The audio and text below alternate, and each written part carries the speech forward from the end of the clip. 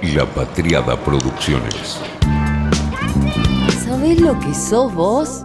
Una anaconda con memoria sos.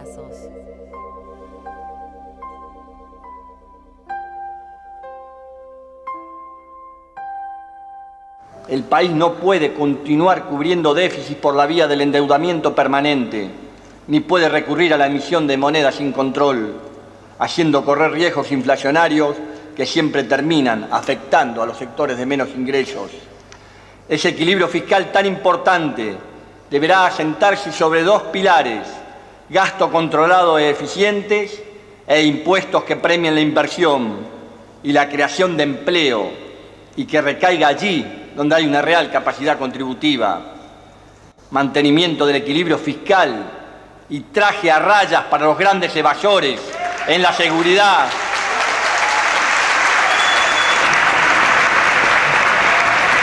En la seguridad de que si imponemos correctamente a los poderosos, el resto del país se disciplinará. Terminaremos con la Argentina donde el hilo se corta por lo más delgado, y en eso actuaremos con energía. No es posible una economía sin esfuerzo, y no alcanzará para ayudar a los desprotegidos si no hay cumplimiento impositivo. Quien no cumple sus obligaciones impositivas le resta posibilidades de ascenso social a los demás. La evasión es la contracara de la solidaridad social que exigiremos.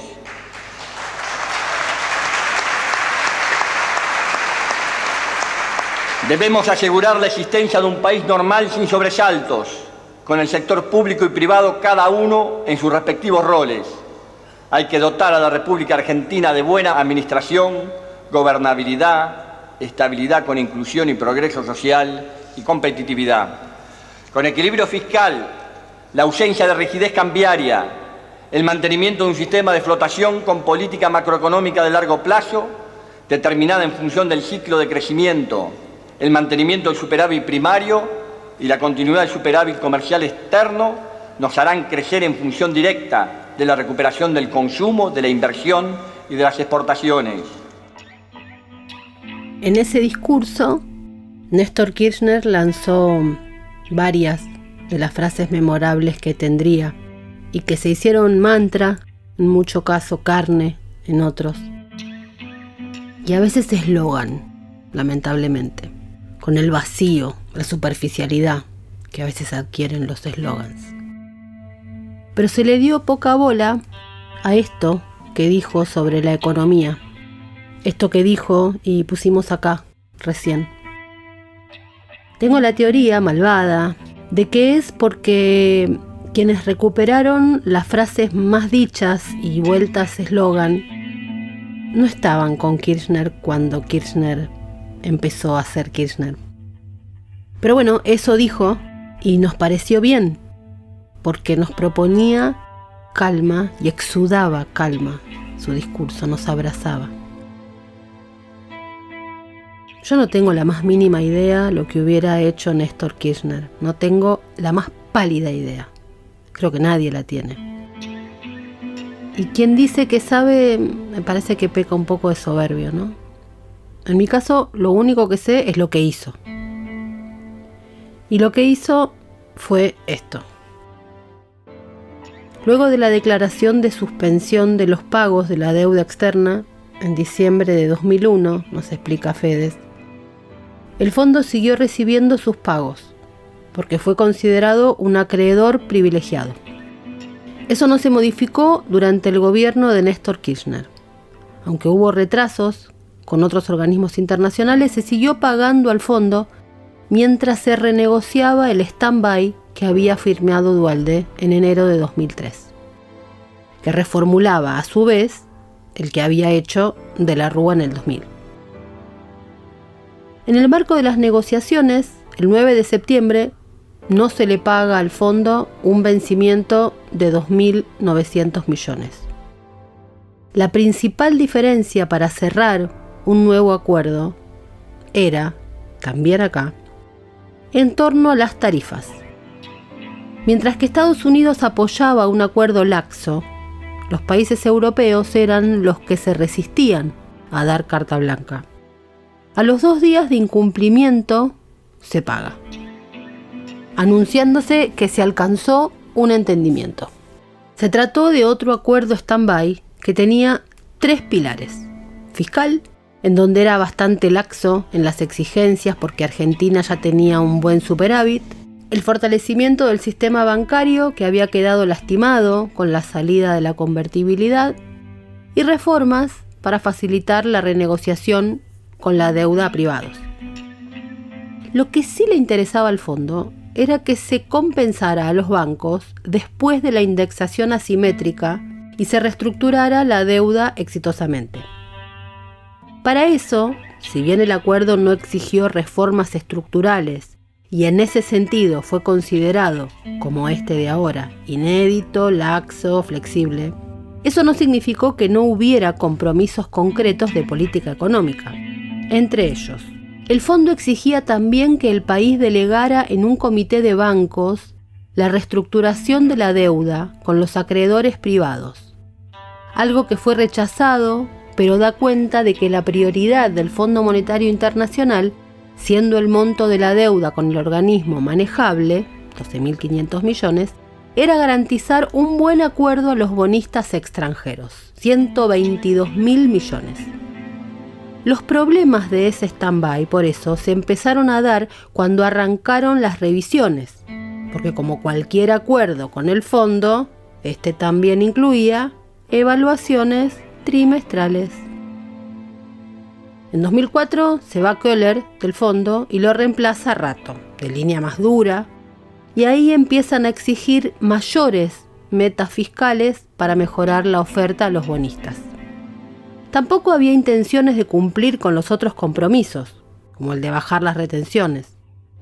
Es por eso, y no por un capricho simbólico, que el gobierno de Néstor decide utilizar casi un 25% de las reservas para pagar al contado los 9.810 millones de dólares que se le debían al fondo, cosa que se concreta en enero de 2006, tras haber conseguido el año anterior. Ese monto era prácticamente el mismo que se había recaudado con las retenciones del año anterior, que el gobierno debería haber bajado si seguía los lineamientos del fondo. En paralelo, en 2005, se realizó el primer canje de deuda con los privados, obteniéndose una adhesión de 76%, ampliada a 92% con el canje de 2010, y una quita sobre el valor presente de 77%. Esto último, dice Fedez, es relativo igual porque el canje incluyó instrumentos indexados, cupones del PBI, que hicieron que el ahorro efectivo para el país terminara siendo de cerca de 60%. Súper técnico, pero dato. Algo similar pasó ahora, primero los privados y ahora esto, 37.000 millones de dólares en este caso, y ahora el Fondo Monetario. Los puntos claves del acuerdo de Néstor. El acuerdo se hizo previo a los acreedores privados y en función del mismo. Los compromisos planteados se hicieron en función de facilitar la otra negociación. Acá es distinto, entre otras cosas por el monto del préstamo. Por eso el principal problema del fondo es recuperar su dinero y tenía incentivos en cooperar en la negociación con los privados, claro. No es cierto que no se hicieron compromisos en el acuerdo con el fondo, el de Néstor Kirchner. Se prometía mantener y ampliar el superávit fiscal en 2003, en un país con más de 20% de desocupados y 60% de pobres. Sí. Y se prometía capitalizar el sistema bancario, también una reforma fiscal, y se prometía disminuir las retenciones. Y también se prometió privatizar el Banco Nación. No podía replicarse el mismo esquema de negociación porque por el volumen a devolver en el mismo periodo de 2-3 años es hoy 4 veces más y nuestra capacidad de generación de dólares es la misma que hace 12 años. Pero estamos en estas. Una semana difícil.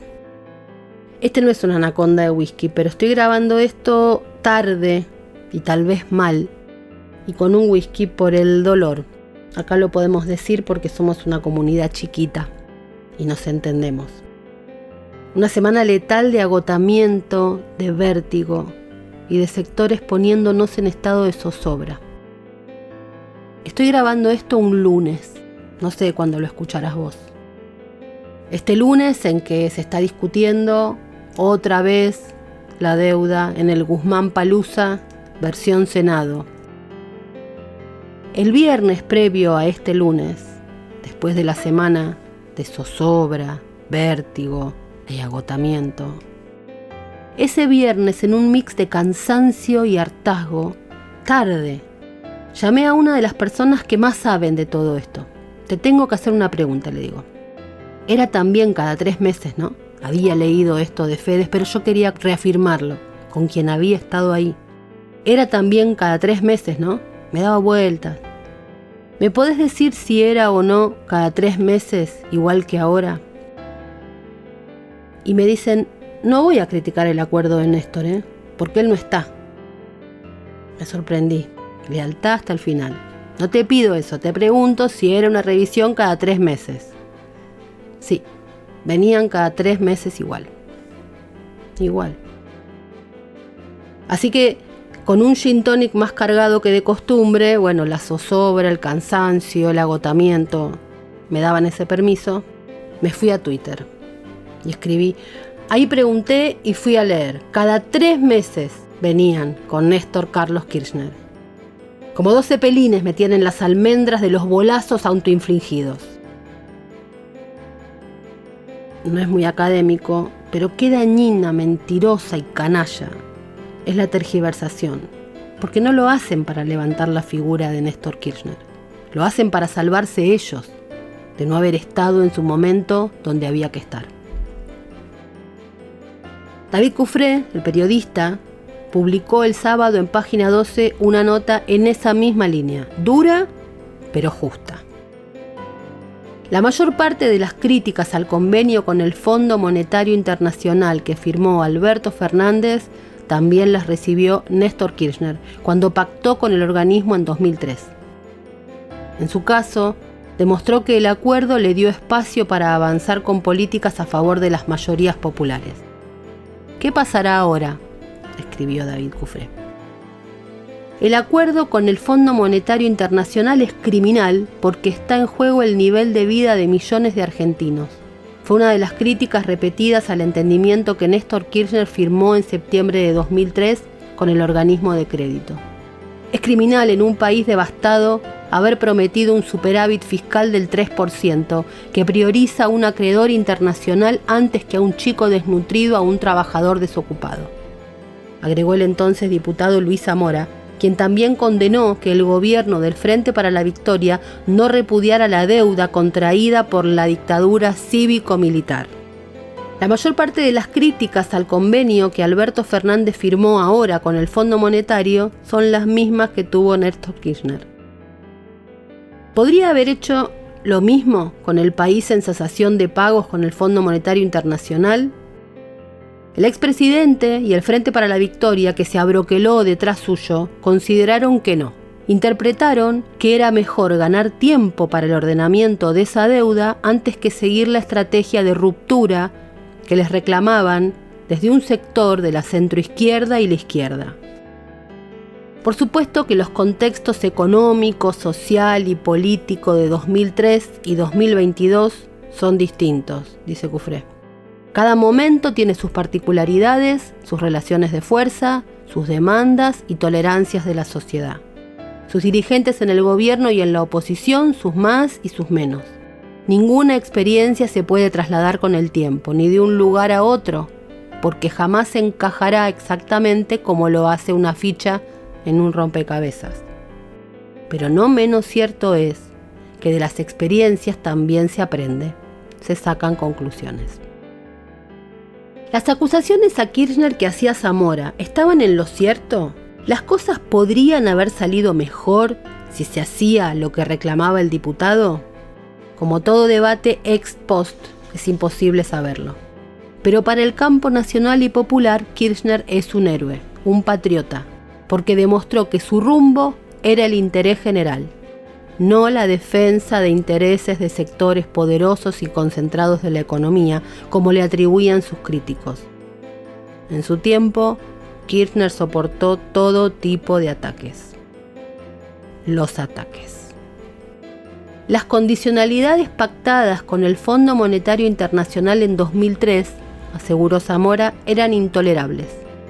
Lo más grave de Kirchner es que gobierna en contra de los intereses del país y les hace creer que gobierna a favor, opinó el diputado, resumiendo la posición de la mayor parte de la izquierda y una porción de la centroizquierda en aquel momento. Hoy a Alberto Fernández le dedican opiniones similares. Claudio Lozano, desde la CTA, reprochó que en ningún momento nuestro país tomó la decisión de llevar al seno de la Organización de las Naciones Unidas, mandante del Fondo Monetario Internacional, la denuncia respecto al funcionamiento del organismo. El economista lo dejó expresado en el documento, la deuda ilegítima. Lejos de ello, de acudir a la ONU, el presidente Néstor Kirchner decidió darle un privilegio aún mayor al Fondo Monetario Internacional como acreedor. Pasó de pagar puntualmente los compromisos de deuda según los vencimientos en lugar de cuestionarlos, a cancelar en un solo pago la totalidad de la deuda con dicho organismo. Se trató de una decisión en abierta coincidencia con la propia política del Fondo Monetario Internacional. De este modo, lo que en la Argentina se pretendió mostrar como un acto soberano fue en la práctica una imposición del FMI a sus deudores. El acuerdo de refinanciación de deuda por 17.922 millones de dólares que firmó Kirchner en septiembre de 2003 se estructuró en un programa stand-by a 3 años, con revisiones trimestrales, metas cuantitativas y compromiso de aprobación de leyes.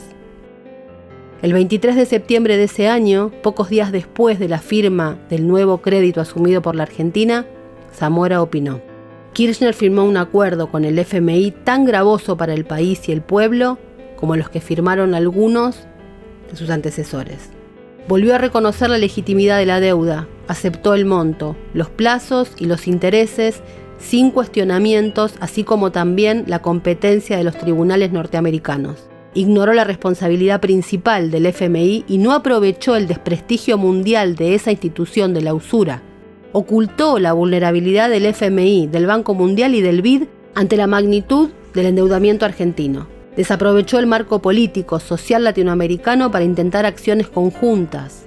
Aceptó las presiones por aumentos de tarifas a las empresas privatizadas y se comprometió a un ajuste para garantizar un superávit fiscal de 3% del PIB destinado a pagar la deuda externa al Fondo Monetario y demás organismos, advirtió el diputado. Lo hizo en los fundamentos de un proyecto de ley para convocar a una consulta popular vinculante que determinara si había que darle crédito al Poder Ejecutivo para seguir negociando con el Fondo Monetario o si se interrumpían los pagos y las negociaciones. El gobierno del presidente Kirchner continúa pagando sumas formidables y aceptando negociaciones donde en lo sustancial el G7 y el Fondo Monetario imponen sus criterios. Mientras hace discursos de barricada por los medios de comunicación o en actos públicos, en las negociaciones ha aceptado suscribir compromisos, uno más perjudicial que otro para el país. Fundamentalmente cede y paga. E incluso mientras discute un aspecto u otro, o aparenta posturas de firmeza, mientras se le exigen medidas de ajuste, o aún cuando se extorsiona descaradamente al país, Kirchner nunca deja de pagar. Por supuesto, con la plata de todos. Siguió Zamora. El acuerdo, dice Cufré.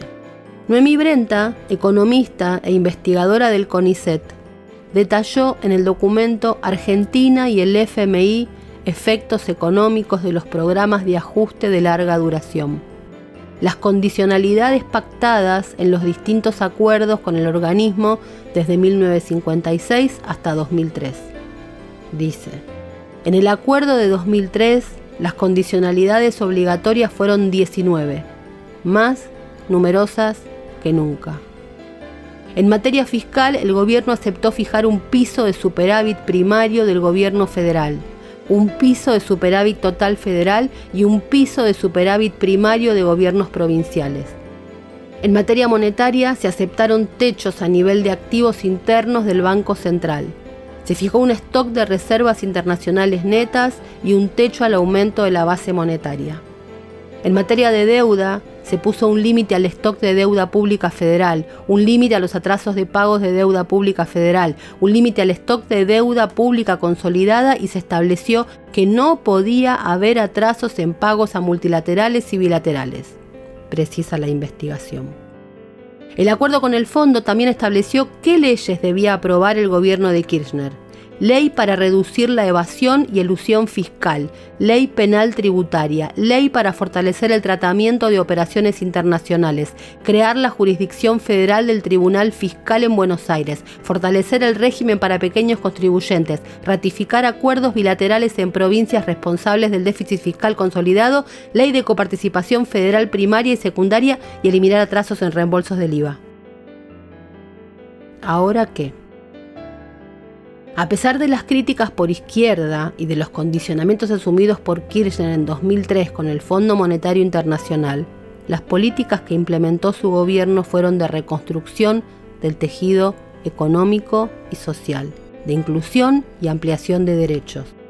Todo lo contrario a lo que le cuestionaban.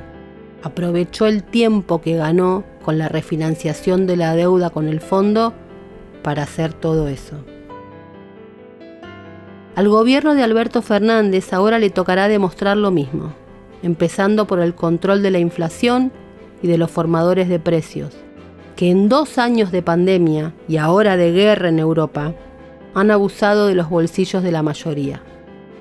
El acuerdo con el Fondo Monetario Internacional le da 4 años y medio a la Argentina para rearmarse. Si ese tiempo se utiliza para hacer lo mismo que hizo Kirchner cuando le tocó gobernar, las críticas actuales se transformarán en elogios. De lo contrario, el Frente de Todos habrá perdido una valiosa oportunidad. Termina la nota de David Cufré.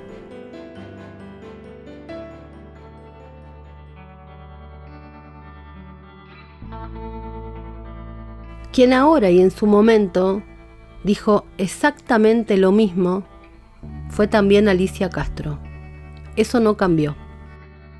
Los mismos sectores que hoy se oponen al acuerdo ahora y criticaban a Kirchner.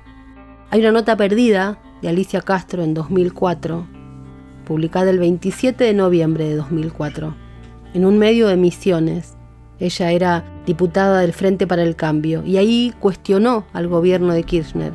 El gobierno perdió la oportunidad de negociar mejor con el Fondo Monetario Internacional. Lo hace corresponsable del desastre económico argentino y señaló que la misma auditoría interna del fondo y que la negativa de Kirchner a poner el tema en la agenda del Congreso le restó fuerza al gobierno en las negociaciones. Es decir, la misma fórmula que ahora usa, lo de la Haya, la comisión, el plebiscito. Creo que primero habría que haber hecho una mora de 3 o 4 años para pagarle tanto al fondo como a los acreedores privados, señaló entonces, igual que ahora. Aunque se manifestó partidaria de investigar la naturaleza y el monto exacto de lo adeudado, igual que ahora. De hecho, el bloque del Frente para el Cambio estaba impulsando en el Congreso la creación de una comisión investigadora de la deuda.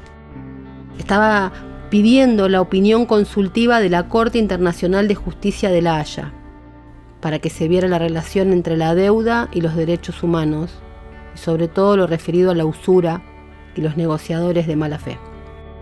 Lo mismo que ahora. ¿Tuvo razón en su momento? La realidad muestra que no. ¿Tendrá razón ahora? No lo sabemos, pero no es noble ocultar el pasado.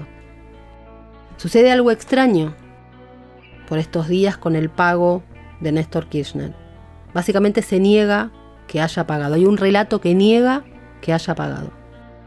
Se inventa una épica como si Néstor Kirchner hubiera abrazado la bandera del default. No somos el partido del default, decían explícitamente. Basta googlear para ver que ese textual lo decían.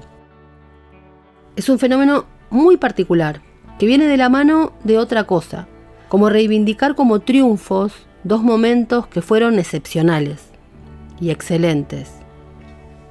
y no me los pueden contar a mí. Me refiero a la 125 y la ley de medios. Son momentos, insisto, excepcionales y excelentes en muchísimos puntos, pero fueron derrotas. Y sucede algo similar con esto de Kirchner y el fondo.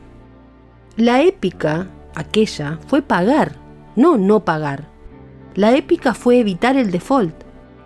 Y se arma una épica de hechos al revés. Se ven aquellas derrotas como triunfos y se ve el pagar como no pagar. No deja de ser interesante, aunque insólito y extraño para quienes estuvimos ahí.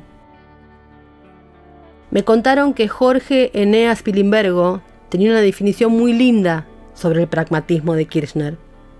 Decía: Néstor come la pizza desde los bordes.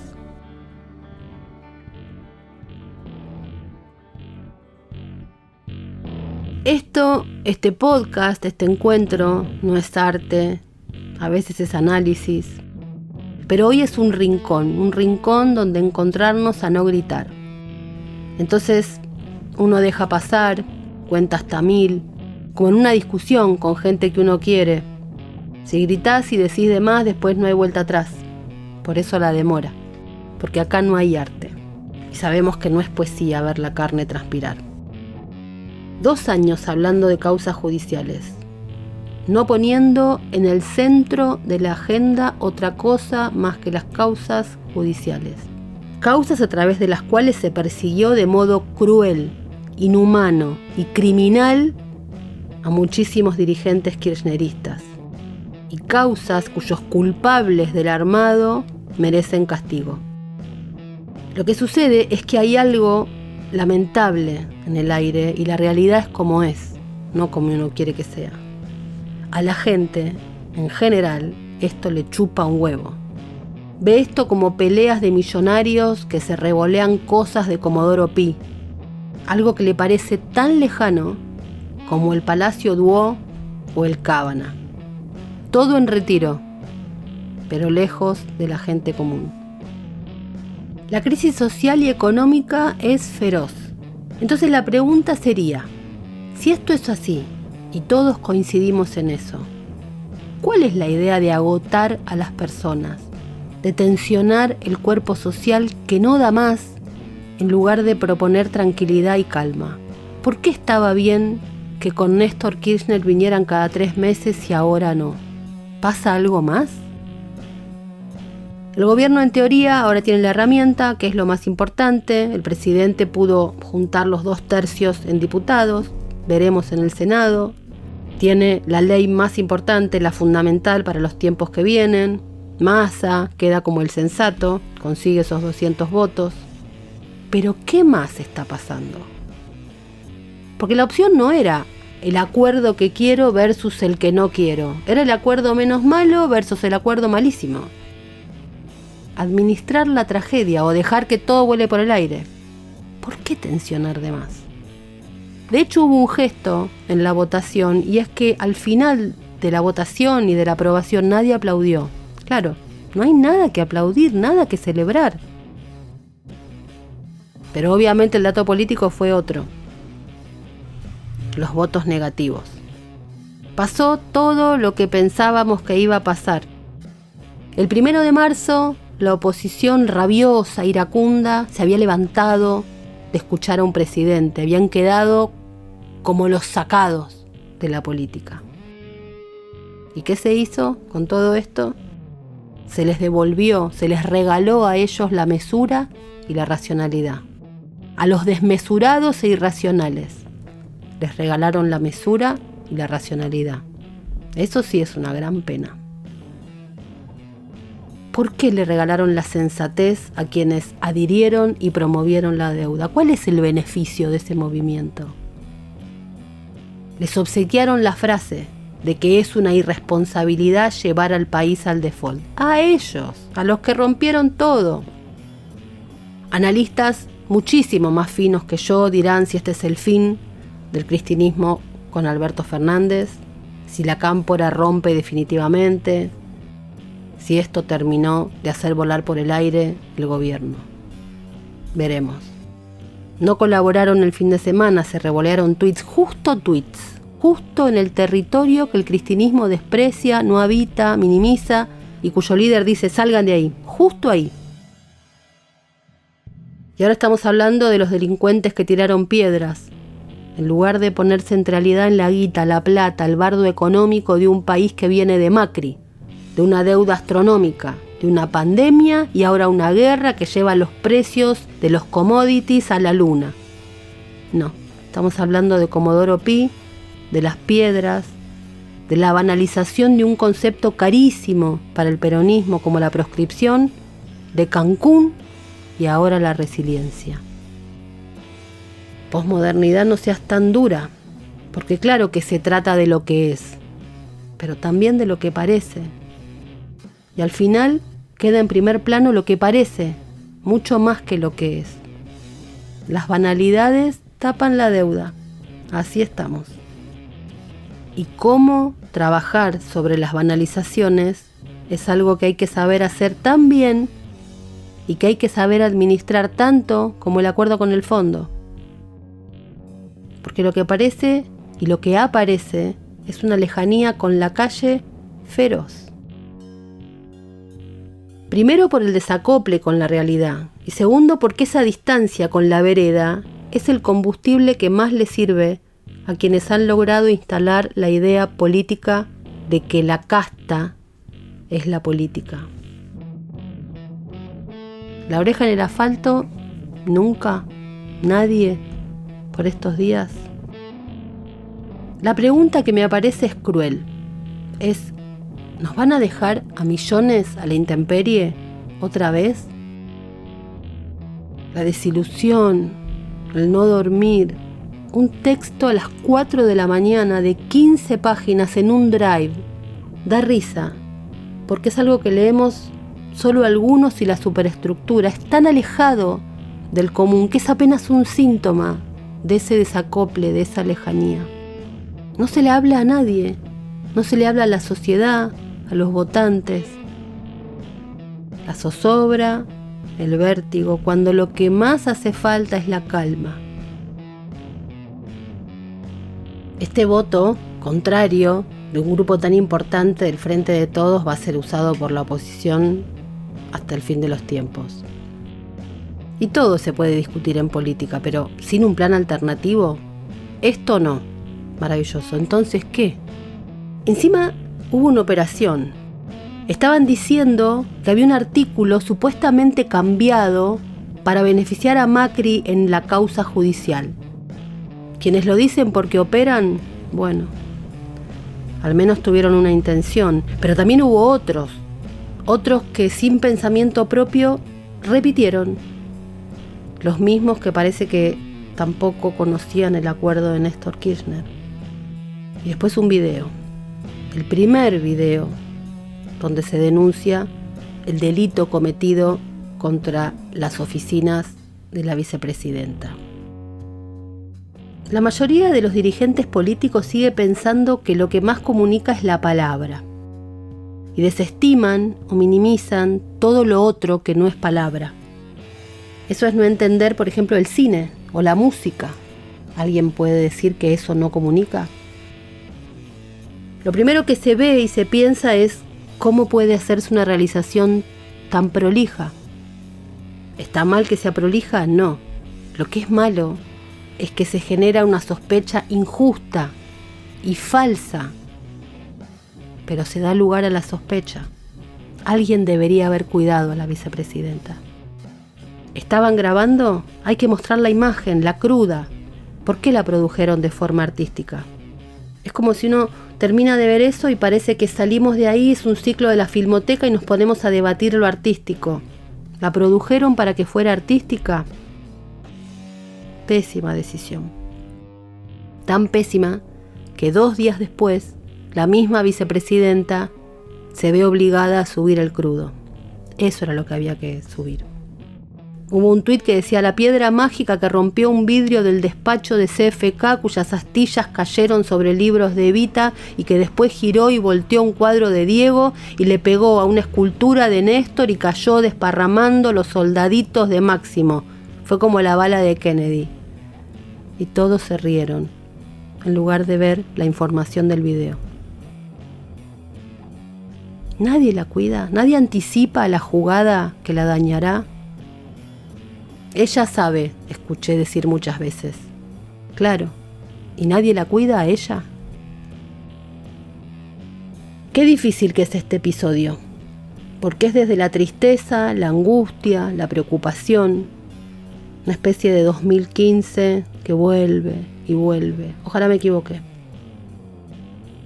Tanta gente que quiere tener razón en lugar de ganar elecciones, tanta gente que prefiere dar testimonio a resolver, tantos que prefieren preservarse en lugar de preservar. Este vértigo en alta escala nos hace mal. Qué manera de habilitarles la canchereada, de que hablen del gobierno partido los que nos trajeron hasta acá. Eso es imperdonable. Dicen que hacer este acuerdo es legitimar una deuda ilegítima, no el trotskismo, que en ese sentido, bueno, qué sé yo, es más coherente. No tiene por qué pensar en cuestiones de gobernabilidad porque ni gobernaron y probablemente no gobernarán.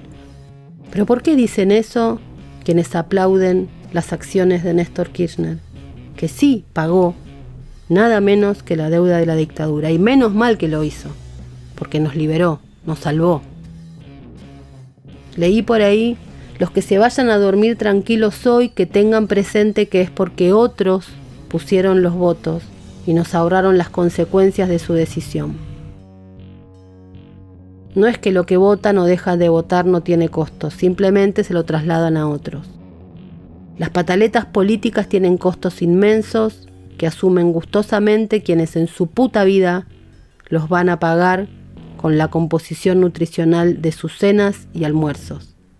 Váyanse todos a la puta que los parió, escribió un compañero enojado.